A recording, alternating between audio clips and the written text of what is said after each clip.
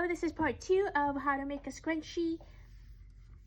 In the first video, we learned how to measure and cut the scrunchie. So here you have the long pieces, right? What you're going to do is fold all your pieces, right sides together, like that. And just do the same task over and over again, okay? Like that. So you're going to sew right sides together.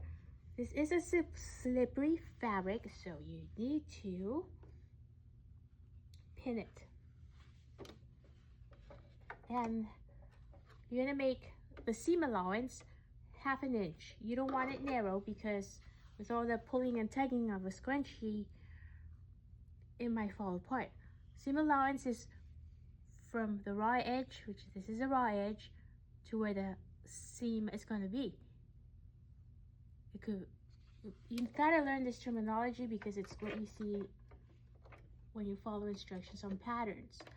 Now, when you start a seam and when you end a seam, you want to reinforce it with the reverse. So you go in 3 stitches, 1, 2, 3, and always hold your threads to avoid the thread from coming out of the needle.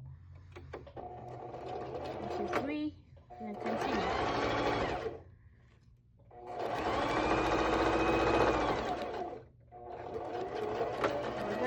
Always remember to reverse right before you stop sewing.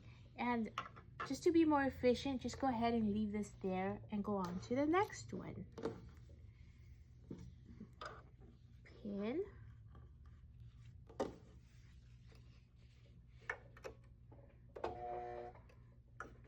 Give it a, hold your threads. Remember to hold your threads to avoid them from tangling on the bottom of your fabric. So hold your threads. 1, 2, 3. Got your pin as you approach it. Reverse.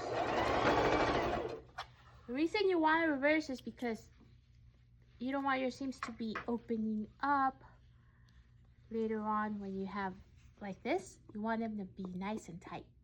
Right there. If you don't reinforce that with the reverse, they're just gonna open up and fall apart.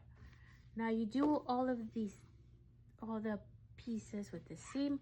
Once you have all that done, you open it up. I like to put this seam on the bottom. Put this